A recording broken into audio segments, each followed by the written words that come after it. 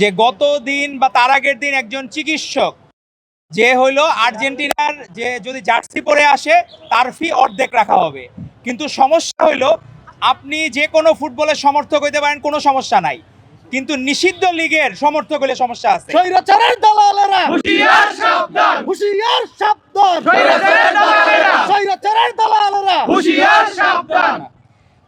এই ডাক্তার যে ব্যক্তি দিয়েছেন, অনেকেই দেখলাম এই ব্যক্তিরা 24-এর গণ অভ্যুত্থানের সময় সাধারণ শিক্ষার্থীদের, বাংলাদেশের মানুষরা যারা রাজপথে নেমে এসেছিল তাদের বিরুদ্ধে অবস্থান নেওয়া ডাক্তার ছিল এরা।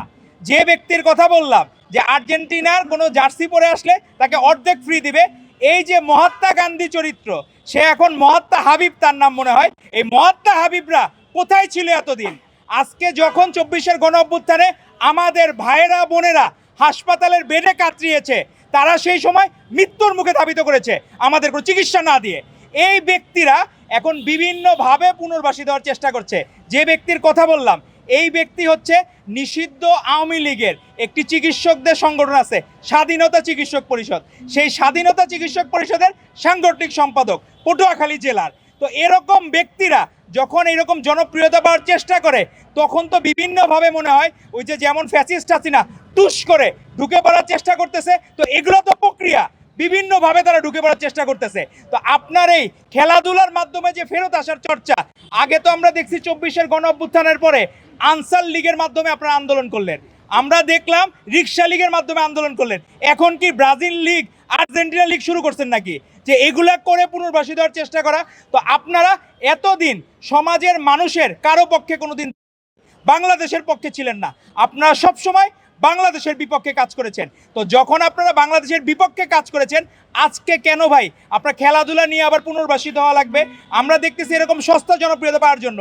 তো সাংবাদিক বন্ধুরা, আপনাদের ভাইদেরকে বলবো, আপনারা যখন এরকম দেখবেন যে ফ্রি সেবা দিবে, তো এই ব্যক্তিকে জিজ্ঞেস করবেন যে এই মহাত্মা গান্ধীর মতো মহাত্মা হাবিবরা আগে 24-এর গণ অভ্যুত্থানের সময় সেবা দিছে কিনা, তখন ফ্রি চিকিৎসা করাইছে কিনা, এই বিষয়গুলো আপনারা একটু সতর্ক থাকবেন। কারণ এরা কিন্তু সমাজে বিভিন্নভাবে পুনর্বাসী দেওয়ার চেষ্টা করবে, কিন্তু আমাদের এদেরকে, এরা সমাজের জন্য ক্ষতিকারক। এরা এই পুনর্বাসিত হয়ে কী করবে? আমার ভাইদেরকে, আমার বোনদেরকে, সাধারণ নাগরিকদের উপর জুলুম করার চেষ্টা করবে। তো তাদেরকে কোনোভাবে আর জুলুম করার সুযোগ দেওয়া যাবে না। তারা বাংলাদেশের সমাজে তাদেরকে অবাঞ্ছিত ঘোষণা করতে হবে। এই সব সস্তা জনপ্রিয়তা তাদেরকে সুযোগ দেওয়া যাবে না। এবং আমরা দেখলাম একজনের দেখা দেখি আরেকজন আবার মাত্রাতিরিক্ত সরেশ, কেউ দাঁতের চিকিৎসা ফ্রি করাইতেছে, অমুক সমর্থক তমুক সমর্থক, কিন্তু ব্যাকগ্রাউন্ড দয়া করে আপনারা চেক করবেন। এই ব্যাকগ্রাউন্ড যাদের, প্রত্যেকেরই কোনো না কোনো গন্ডগোল আছে, যারা এইসব সস্তা জনপ্রিয়তা। তো আগে তো মনে করতাম আমরা খালি বিভিন্ন জায়গায় হিরো আলমরা আছে, এখন দেখলাম ডাক্তারদের মধ্যেও হিরো আলম আছে, মহিলা মমতাজ আছে, এগুলো শুরু হয়ে গেছে।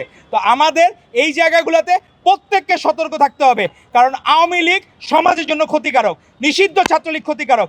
তাদেরকে কোনো জায়গায় আমরা চাবো যে সাংবাদিক বন্ধুরা কোনো এরকম নিউজ আসলে একটু ব্যাক করবেন, এটা আপনাদের প্রতি অনুরোধ। একটা ঘটনা আমরা দেখলাম যে আমাদের বসুন্ধরার সাথে আমাদের দেখলাম যে হাসনাত আবদুল্লাহ সাহেবদের গোপন প্রেমের চিঠি বেরোচ্ছে।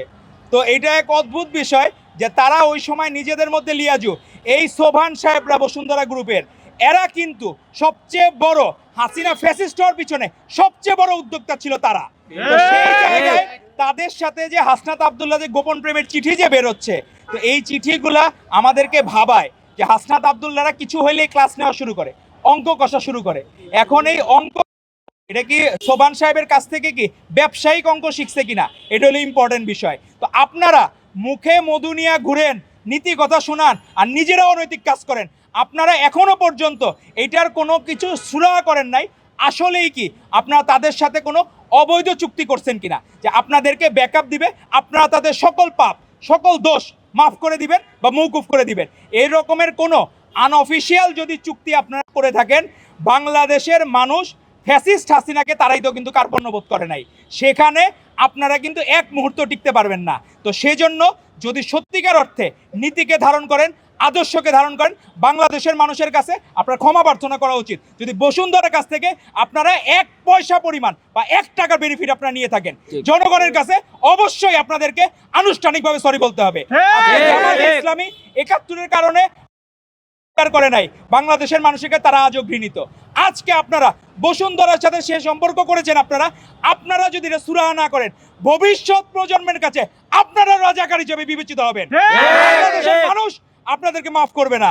তো আমাদের সাংবাদিক বন্ধুদেরকে অসংখ্য ধন্যবাদ, আপনারা কষ্ট করে এই জায়গায় এসেছেন, আর রোদে